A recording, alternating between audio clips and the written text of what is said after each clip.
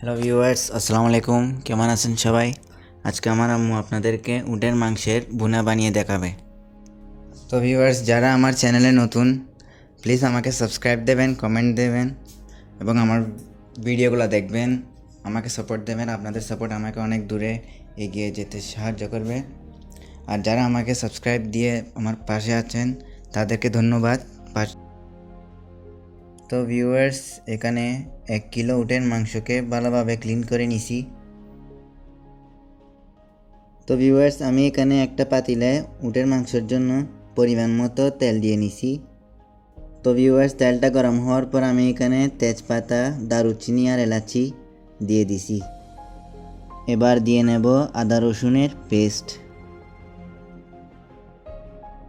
এবার একটু নেড়েচেড়ে নেব।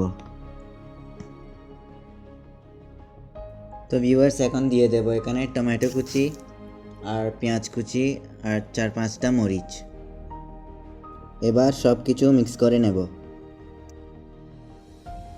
এবার দিয়ে নেব পরিমাণ মতো লবণ।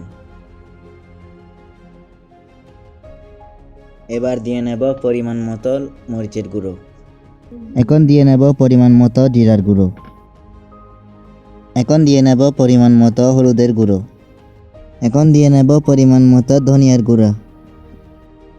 এবার দিয়ে নেব পরিমাণ মতো ধনিয়ার গুঁড়ো। এবার দিয়ে নেব পরিমাণ মতো ওমানি মশলা। ওমানি মশলাটা এত ইম্পর্টেন্ট না দিলেও চলবে। এবার মশলাগুলো নেড়েচেড়ে কষিয়ে নেব। তো ভিউয়ার্স, মশলাগুলো কষিয়ে নেওয়ার পর এখন আমি এখানে মাংসগুলো দিয়ে দেব।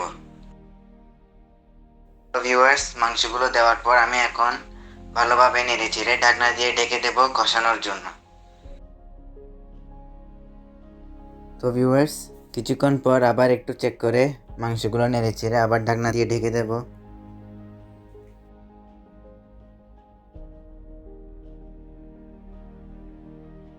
তো ভিউয়ার্স, মাংসগুলো কষানো হয়ে গেছে। এখন আমি এখানে ঘন করার জন্য 3টা বিস্কিট দিয়ে দিচ্ছি, অথবা ব্রেডও দিতে পারে। ব্রেড ছিল না, তাই এখানে বিস্কিট দিয়ে দিছি। আপনারা ট্রাই করতে পারেন বিস্কিট দিয়ে। তো ভিউয়ার্স, বিস্কিট দেওয়ার পর আমি কিছুক্ষণ নেড়েচেড়ে আবার ঢাকনা দিয়ে ঢেকে দেব।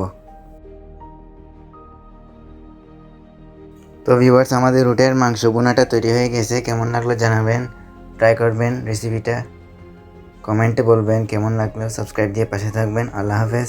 আবার দেখা হয়ে যাবে অন্য কোনো ভিডিও।